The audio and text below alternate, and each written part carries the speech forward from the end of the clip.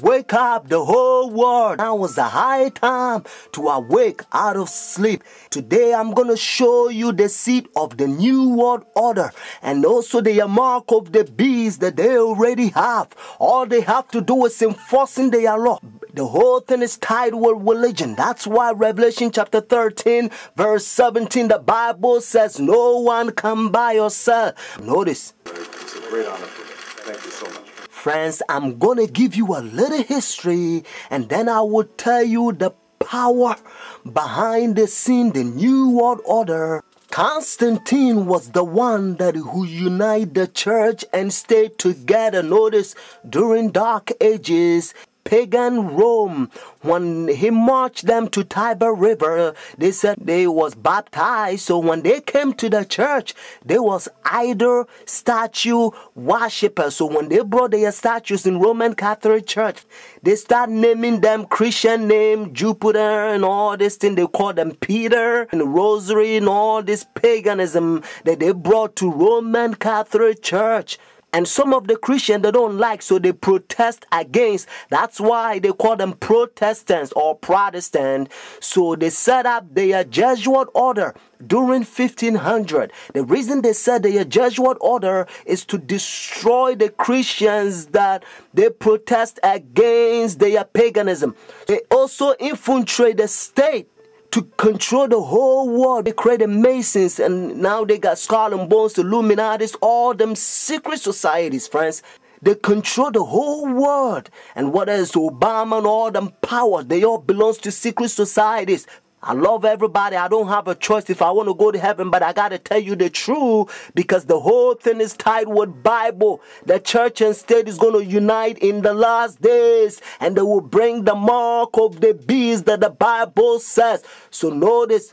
You came from circumference Heiligendamm. I did, your old country. Yes. And it was successful. Successful, we have some decisions. It's not so easy in this policy. The Iraq War has been another foreign policy challenge, beginning with John Paul's papacy. Other foreign policy priorities for Benedict include pushing for peace in the Holy Land and decrying rising secularism in Europe.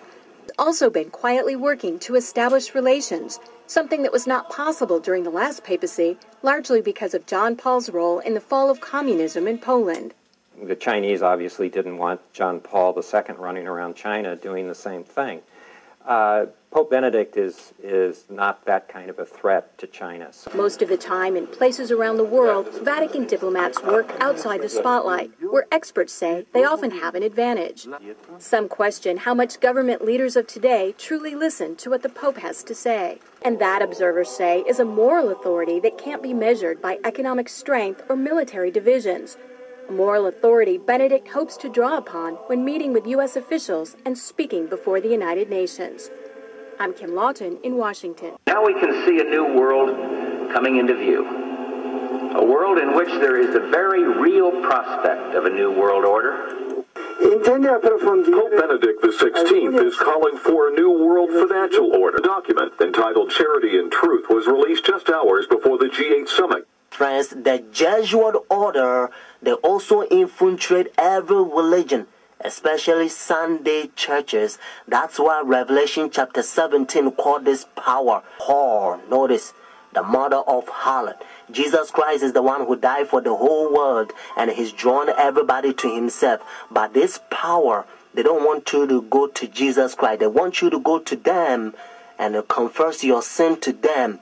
So notice what Revelation chapter 18 says. And they also infiltrate the kings, presidents. So notice.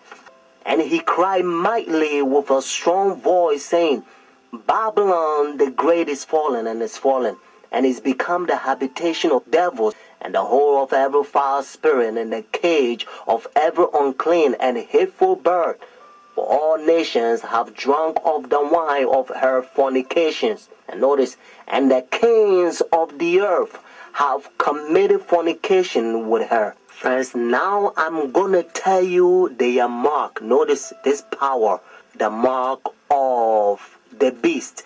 Because notice, if the Bible says the mark of the beast, means this power has a mark. The beast is a language that God is using for this power.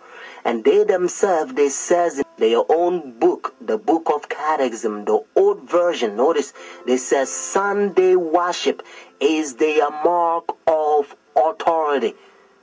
The new version, they don't use the word authority, but at least, thank God, they still admit it. Even the new version of Catechism, they still says they changed the Sabbath from Saturday to Sunday. Friends, the mark of the beast is not worldly speculations that sometimes you hear. Some people says, well, it's computer chip, but unfortunately you don't find in the Bible. And some people says, it's 666. But according to Revelation 13 verse 18, actually 666 help you to find the beast. What I mean is to identify the beast. But the Bible says the mark. The reason why I repeat and I kind of stretch it because I don't want you to miss it. It's a deception. Notice the mark of the beast. It's clear. It means the power, the beast has a mark to change the Sabbath from Saturday to Sunday. But unfortunately, Sunday churches, they adopt sun worship day for so many years. They don't want to get rid of it. But actually, it's a pagan sun worship day, Sunday worship. Look, even the spellings, you'll find out. Matter of fact, if you look at your calendar, Sunday is always begin as the first day of the week. Unfortunately, they will skip, and some people, they don't know, they will count Monday as the first day of the week. Because according to Revelation chapter 12, verse 9, the devil will deceive the whole world. So it's a deception. So a lot of people, the devil, he's in the process blinding the people, including the Christendom. Friends, if you go to church Sunday, notice the first day church, now you don't have the mark of the beast according to Revelation 14 and 13 unless the law is enforced. That's why now you hear different country, they try to forcing the people to not sell or do anything on Sunday because they try to enforce the law. But according to Bible, notice United States is the one who's going to cause the whole world to worship the beast. Their sun worship day means Sunday worship according to Revelation 13. So whenever United States enforce the law, then every country also going to enforce because they control the whole world. Every president on the Roman Catholic Church. Friends, Saturday is always the Sabbath, the 7th day of the week. Notice, and again, it's always Saturday. And that's why the Bible says the 7th day is the Sabbath. Jewish nation, even though I'm not Jewish, they still keep the Sabbath Saturday. And also encyclopedia, you will find it even different language. If you speak Spanish, Sábado means Saturday. You can also find in the Bible, according to Genesis chapter 2, verse 2 to 3, you're going to find out that God created heaven and the earth 6 days, and the 7th day he rested, and that 7th day it's Saturday. And then Jesus Christ, remember, when Adam and Eve they sinned, Jesus Christ came to redeem our soul, and he finished his work 6 days, Friday afternoon. Remember, that's why they call it Easter Friday or Good Friday. It says it is finished Friday, and then he rested Saturday, just like he rested Genesis chapter 2 verses 1 to 3.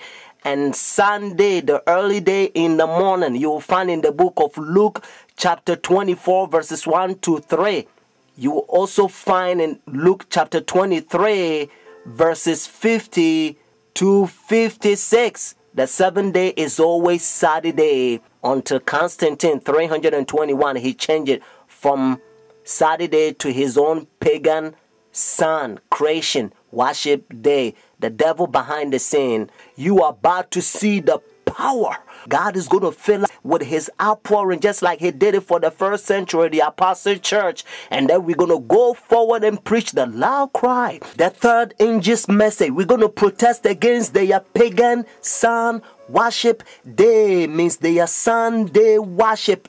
And then Jesus Christ will come, just like Bible says, if the day is not short, no flesh will be saved. But for the elect's sake, means those who take a stand, the day will be short.